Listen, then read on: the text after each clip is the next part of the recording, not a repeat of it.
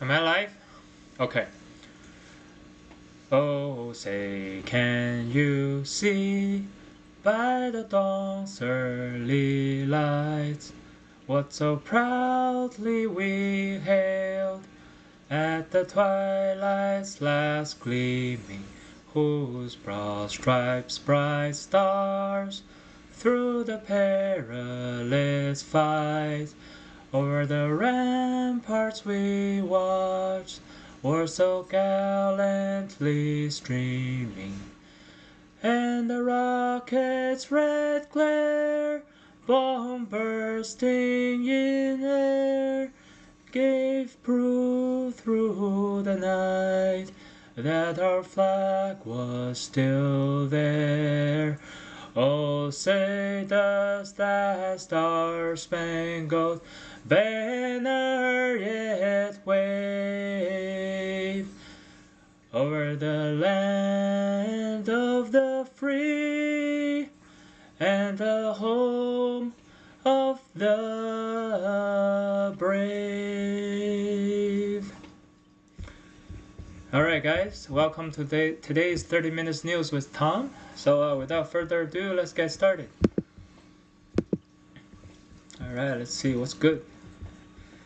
AP resources, Pence must testify before the grand jury. This is about the Capitol riot. Alright, let's take a look at it. Alright, let's put it on the back burner. Right, let's keep going, keep browsing through. And as we go, we're just going to open up the tabs. Then we're going to go to those tabs to talk about the news. Alright, enunciate murder.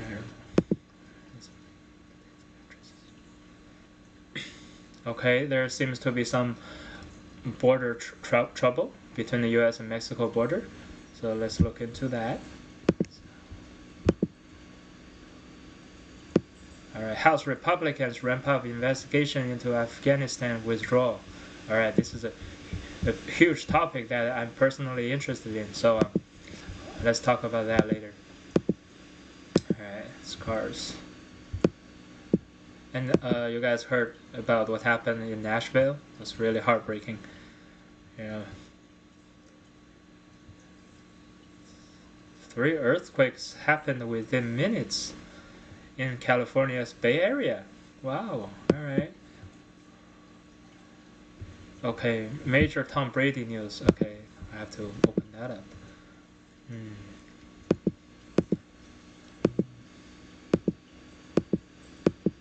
Alright, let's just go to those news and we'll see, if there's anything else, right? So, this article published by AP Sources Associated Press, right? Titled Judge Rules Pence Must Testify Before Grand Jury. Right, let's see what this is about.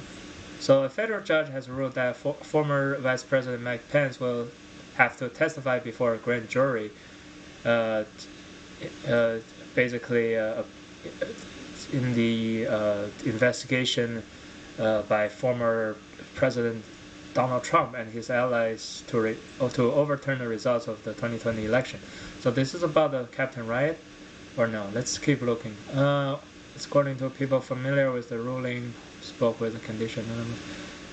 Pence will not have to answer questions about his actions. Okay, yeah, it is about the Capitol riot happened on January 6, 2021.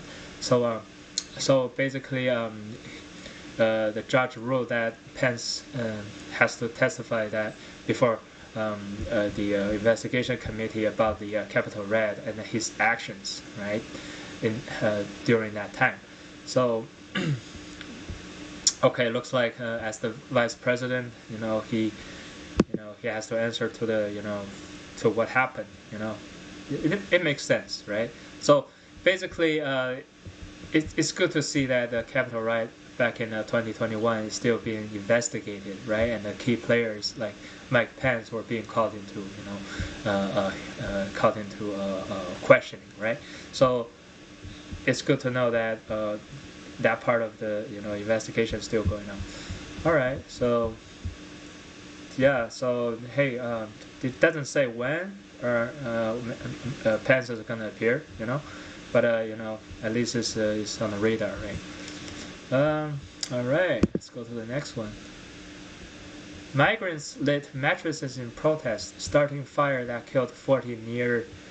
Wow, started a fire that killed 40 people. Wow, this is sad. All right, let's see. So more than 3 dozen migrants died in a dormitory fire at an immigration detention center in northern Mexico near the U.S. border. All right. Wow. Okay. Well, what state was it in? El Paso, Texas. All right. The fire broke out when migrants fearing deportation set mattresses ablaze late Monday at the National Immigration Institute, a facility in Ciudad Juarez, south of El Paso, Texas. So that's south of El Paso, Texas is, I believe, still Texas, right? So at least 40 people died and 29 injured. Wow, as of late Tuesday. Right now. It's late Tuesday. All right. So Immigration Institute confirmed a statement saying that the injured were taken to the hospital. Okay, so we don't know how many more were injured in this fire. Okay, wow, there's gotta be way more people injured, since you got like 40 people died already. So this is a sad situation. So basically, people were afraid of that they were gonna get deported to Mexico, so they rather set the place on fire than getting sent back to Mexico. It's just certainly the border crisis is still going. I'm personally not very well versed in current laws and all that regarding immigration, but I think there was a law that was put into place by Trump, during COVID that basically prevented immigrants from entering the United States because of COVID. But now I think Biden reversed that, right? So it should become easier for Mexicans, for immigrants to come into the United States. So, however, this is an ongoing crisis because there were so many people over there trying to come over to the United States, So this detention center, this institute is so-called institute, right? But it's actually a detention center, right? This is, such a euphemism for detention center. It's institute, right? You think about it doing some kind of research, it's a college. Yeah, it's not. It's just a detention center, right? So the victims were identified as being, from all countries, all these different countries from Latin America, right? Guatemala, Honduras, El Salvador, Venezuela, Colombia, and Ecuador, right? So all these people, they try to cross the border through Mexico, and they were detained, and some, basically some of them just basically decided it was a better idea to set the place on fire, So Mexican border fire shed light on systemic issue, as advocates say. Global human rights organization called for stronger protection for asylum seekers and expressed outrage over fire.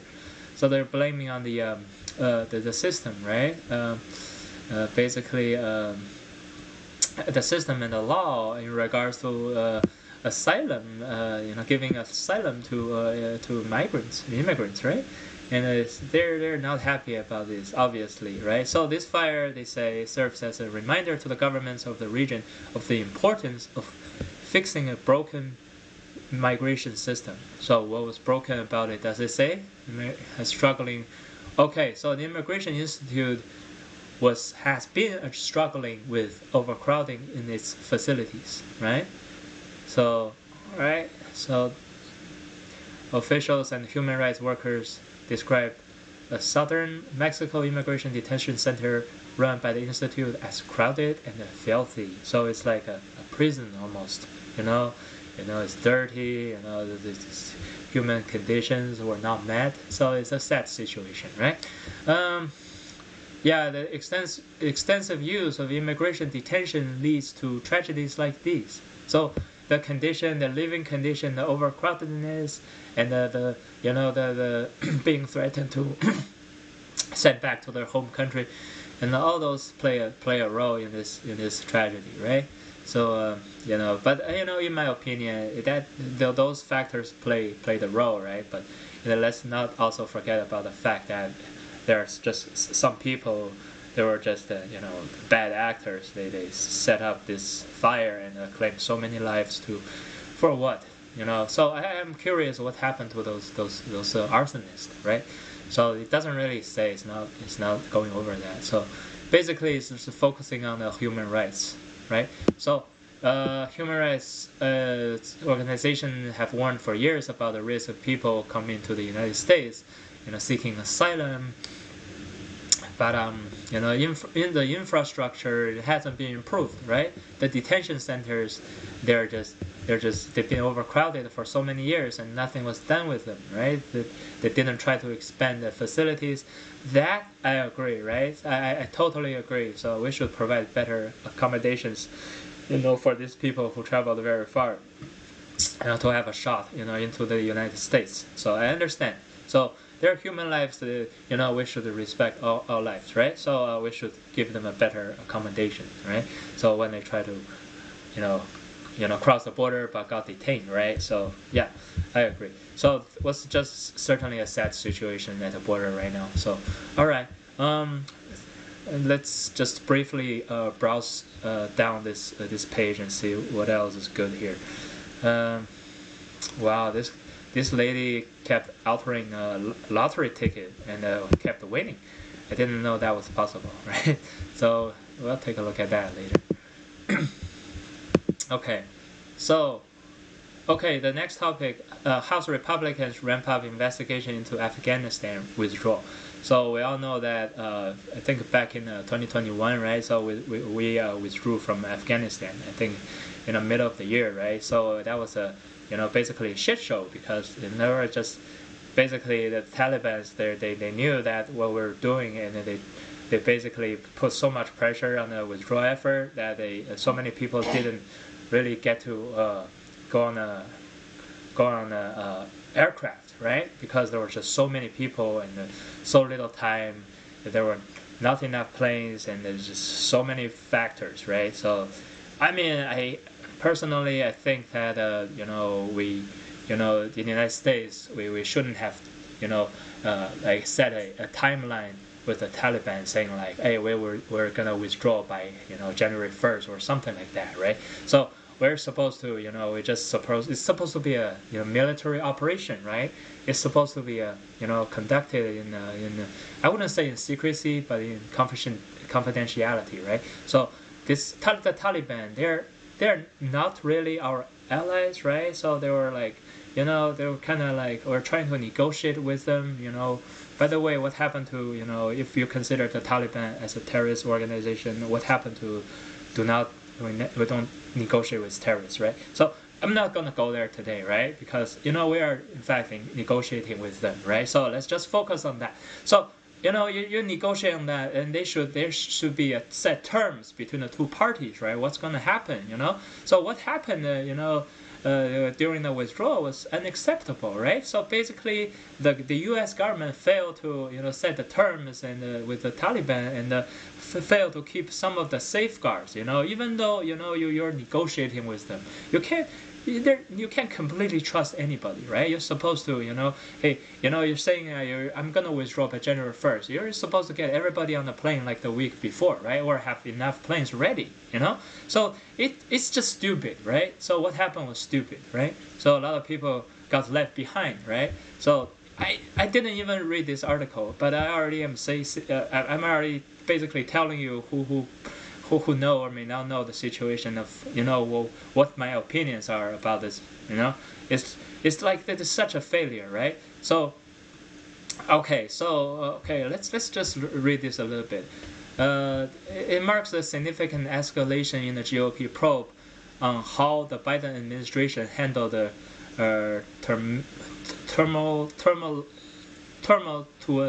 tumultuous U.S. withdrawal, right? The Republican chairman of the committee basically made a statement saying that the panel made multiple good faith attempts to find common ground with Blinken. Blinken was, I believe, the Secretary of State or Secretary of Defense back then, right? To allow lawmakers to see what is called a dissent cable sent to the State Department leadership in July 2021, as well as Blinken's reply, calling the communication a critical piece of information. Unfortunately, secretary. Okay, so he was the Secretary of State, right? Has refused to provide the cable, right? It's communique, right? Communique, yeah, whatever. And his response to the cable, forcing me to issue the first subpoena as the chairman of the committee, adding that the panel expects the State Department will follow the law and comply with the subpoena in good faith, right? So basically, the chairman, right, of the committee, Mikhail, right, basically is saying like, okay, so he's forced to issue this subpoena to to the secretary, former secretary, right, about this, right. So basically, the state official indicated agency unlikely to hand over the documents. So there were some documents related to the withdrawal, in Afghanistan, and there was some failure at the highest level, right, the secretary level, and people are trying to trying to find answers for it, right? That's what this is all about, right? So it's following the committee to reiterate its willingness to provide a briefing about the concerns raised and the challenges identified by the embassy, Kabul, right? So the committee chose instead of to issue a subpoena. State Department principal deputy spokesperson said in a statement. All right. So the department remains committed to providing the committee the information it needs to conduct its oversight function, and has already provided thousands of pages of document upon request. Right. So Blinken argued against supplying lawmakers with the requested documents during a hearing before the committee last week, right? Claiming that turning them over may have a chilling effect on the State Department employees who are free to use the private channel within their department to express misgivings or concerns. So basically, they just want to downplay it. He's saying like it already happened, just let it go. Just and there are people who are not happy, who voice their opinions, but they were just she says, he says. So it's basically, but the government is set up this committee to try to get to the bottom of it, right? So, all right, so yeah, so it goes back to what I was saying, right? There was no plan, and an operation was carried out without a solid plan, and look at what happened, right? So things fell apart, and people start to look for answers after the fact. So, right? So the American people deserve answers as to how this tragedy unfolded, right? So there were people who died, right? There, Kabul International Airport, right? So the ISIS. So, okay, in the hectic final days of the U.S. occupation, the terrorist group ISIS carried out a suicide bombing near the airport entrance and killed 13 American service members. This is just so sad. Being a ex-military myself, this is just so sad. 13 people had to die for nothing, right? So that's why we're having this committee. That's why we were requesting all those documents, from the, from everybody, from the secretary, from the people who are involved, right? So let's hope this will continue, right? And then we can hopefully find some answers. So all right, let's scroll down a little bit. Let's see what's going on with this. Yesterday we talked about the Israel Prime Minister trying to pursue this judicial reform. Now that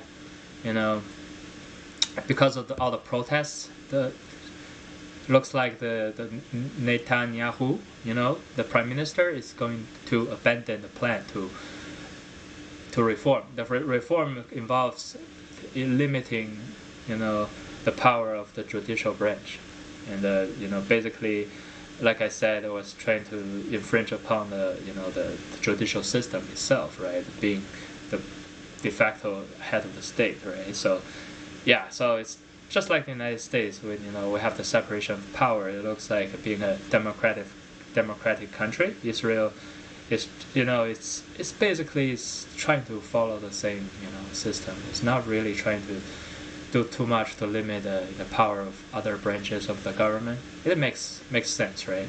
So it's foreign politics, right? So, all right, okay. Wow, and look at these. Yesterday we talked about Ma Ying-jeou, the ex-Taiwanese leader slash president, visited China. Is visiting China. Landed in Shanghai yesterday, and looks like he made a major statement today. And he say, "We're all Chinese." The Taiwanese president said. So okay, so it looks like Ma Ying-jeou, he's actually, for the, one China policy, right? So that is, I believe, a good faith statement from the ex-president, right? And I feel like it's gonna just ease the tension between the two neighbors, a little bit, right? So even though the de facto the sit down leader and slash president of Taiwan, is against the one China policy. She wants to want Taiwan to independent out of China, right? But the former president is saying like, okay, now we're descended from the same roots and we're all Chinese, right? We're gonna work out our differences, So that's good to see, right? That's good to see, right? Because we don't want war. We want a peaceful resolution of the problem, But like I said, I'm just I live in the United States, being I'm also Chinese, right? So, but it's let's not go into too deep into politics in this videos, right? Because the people who get paid way more important people, they're handling this situation. So we're just people. We're just trying to see. We try to make a living, right? So all right. So yeah, as a Chinese person, it's good to see that there's some collaborations going on in that regard, right? So yeah, that's that. Okay, all right. So let's see what's going on with Tom Brady now, right? Tom Brady played for the Buccaneers, right? Last season, and they didn't really get into the finals. So even though he was really great still, right? So it's been a long past few months for legendary quarterback Tom Brady as he dealt with a painful divorce. Okay, so he this guy Tom Brady divorced his supermodel wife, right? Gisele. I can't say the last name. Bündchen. Right. So basically, because they were just the wife thought that Brady was just too focused on his career and he just didn't care much about her, so they just went their separate ways, which everybody can kind of see that. He's retired how many times? 2 times, 3 times now, and he still come out to play. So it makes sense, right? This guy loves play football, right? So let's see. Last month, Tom Brady officially announced his retirement from NFL, walking away from the game forever. Okay, so as the most accomplished quarterback in history, right? But who knows? Maybe he's 45. He's dating around, and he still look young. He's very fit, very rich, very famous, very respected. So I hope the best for him, right? It's just that I don't know. Nobody really knows, right? If he's gonna retire for real this time, right? Fingers crossed. But it's not gonna affect me. I mean, I don't mind seeing him in action, on the field again, right? So yeah, but it's just sad, As guys, we just want to balance our work life. That's not work life. Yeah, it is work life, and hobbies and everything, right? So to have a happy life. And it's for this guy. He just basically derives, I believe, and happy hormones, from playing the game, right? So it's his choice, right? So yeah, he's just addicted. I think he's a little bit addicted. What do you think, right? What do you think? You can comment below, right, if you want to, right? So okay, let's wish the best for Brady, right? The most accomplished quarterback in history, right? So all right, let's see. Yeah, I think we went over a lot today, and I think I got my healthy dose of news today. I don't know what about you. So yeah, I do this.